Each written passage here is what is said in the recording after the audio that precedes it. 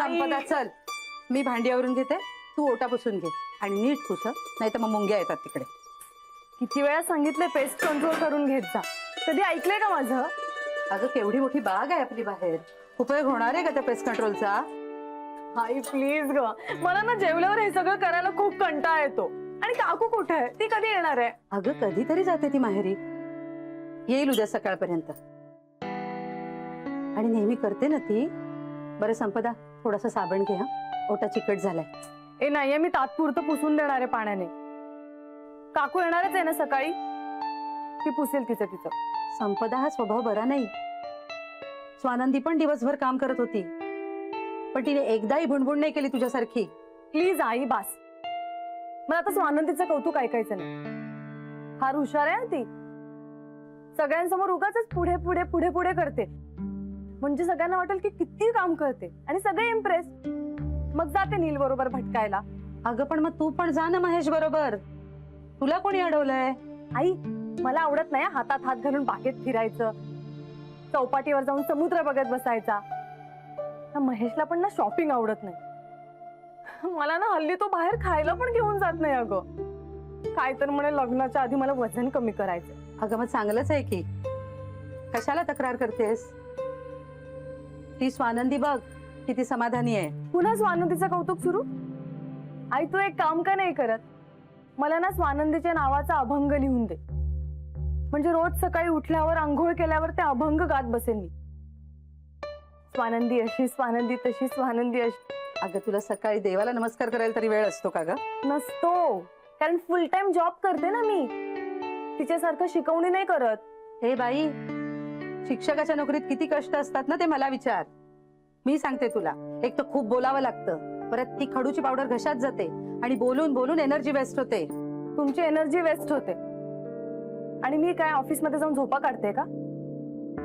दरवेळी स्वानंदीचंच कौतुक ना तुम्हाला? संपदे, तू तुझं वागणं बघितलंयस का? मी वाईटच आहे हो ना?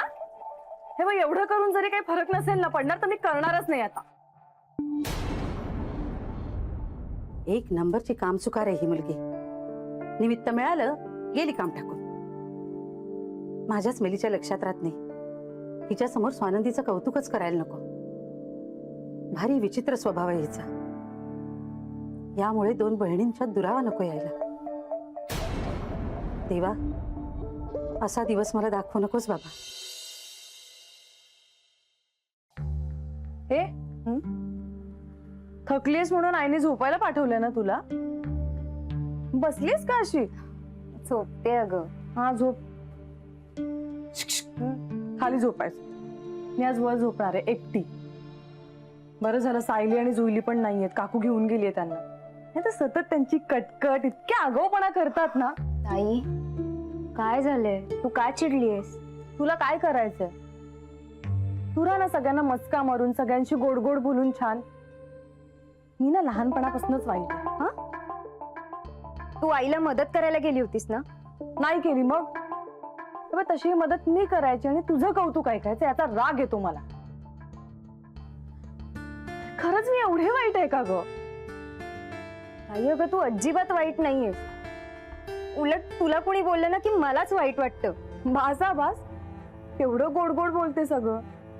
तुझ्या बोलण्याचा माझ्यावर काहीच परिणाम होणार नाही. आई काय झालंय तुला? अगं आत्ताच आई किती छान बोलली आपल्याशी, तर तू तिला मदत करायचं सोडून इथे निघून आलीस. आधीच काकू पण नाही, सगळं तिच्या अंगावर पडते. मग तू आहेस ना माझी क्यूट बहीण, तू कर मदत, मी झोपते. अगं ताई, ताई हे बघ, असं कटकट करून झोपत जाऊ नकोस हा. ताई असं झोपलेलं ना भूत येतं स्वप्नात. बघून घेईन मी त्याला.